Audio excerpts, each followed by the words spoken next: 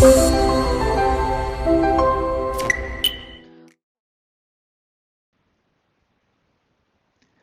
order to configure the booking engine, click on the small gear icon in the bottom left corner and then on the tab Booking Engine. When we talk about a booking engine, we refer to the tool that can be implemented on your own website in order to generate commission-free direct bookings. This is not the same as a booking channel, which is what we use to refer to Booking.com and Expedia and the likes. There are several things that you can set up here. Let's start on the right-hand side with the design, with the look and feel of the booking engine. First of all, you can upload a logo. This logo will not only be used in your booking engine, but also in your documents and on your invoice. Please keep in mind that the invoice is white, so if your logo is white, it will need some sort of outline to be visible on the white invoice. Also keep in mind that you can't edit the logo once it's uploaded. So if it's just too big or too small, you will have to change that offline and then upload it once more.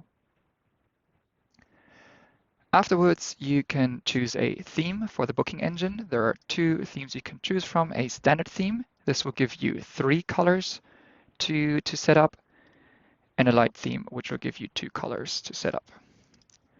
Lastly, you can also choose a font which you would like to use. You'll have to choose one of these. It's not possible to select any other. On the left-hand side, we have booking options. First of all, you'll have to indicate which information you would like from your guests, if you'd like to know their address, and then if you'd like to have the address for individuals or companies or both. Just tick whatever you would like to know, and also set a tick if you'd like to have their phone number. You can then set up all the languages you would like to offer the booking engine in. This will also set up all the different languages for the documents as well. Every time you see these little tabs in the system, for instance here with the booking conditions, you know that now you'll have to translate some content here, because all we can translate is the booking engine itself. All the content that you input needs to be translated by you as well. Next thing, you'll have to make some decisions regarding how the prices are shown. First, if you'd like the price to be shown including or excluding taxes and add-ons. That means if you tick this box, the first price the booker will see will be the total price. If you don't tick this box, they will first only see the nightly rate, so the lodging part, and then in a second step, they will see the tourism tax or some add-ons that might come with the price. The second tick should be set if you'd like those costs to be included in the prepayment. If you don't, if the prepayment is just the nightly rate, the lodging part, then don't set this tick. Moving forward, you can now set up until when someone can book the same day.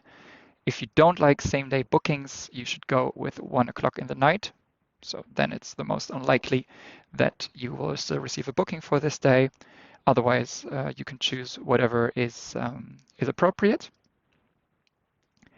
Then you can indicate what the maximum amount of a stay would be and what the first and the last arrival time throughout the day would be.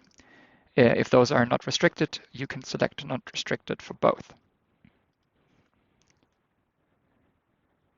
Moving forward to the second page, the second part of the page, this part is about implementation. So how to get this booking engine on your website. The first thing you can do is click on this button here. The button is called Next. If you click on this button, your booking engine will open. Now you can have a look at it, you can get a feel for it, you can have a look if everything you've set up under the key icon actually turn out the way you'd like it to be. You can also actually make a booking right now because this booking engine is already active. We also advise you to do so in order to familiarize yourself with the process. And once everything is to your liking, and of course, when you're done with the onboarding, you can put this on your website. In order to do so, all you need is this link that you see up top here.